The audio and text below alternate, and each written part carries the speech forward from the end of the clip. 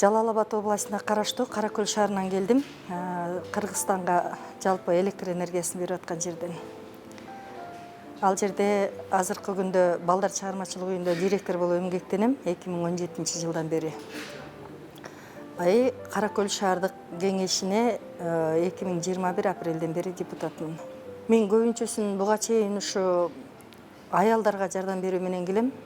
Дайыма аялдардын көйгөйлөрүн угам, жанагы ажырашкан аялдарды күйөөлөрү үйлөрүнөн кууп чыккандарга жардам берем, аларга жана кризистик борборлор менен жардамдашып, бекер адвокатура таап берем. Мен негизи окуганды аябай жакшы көрөм.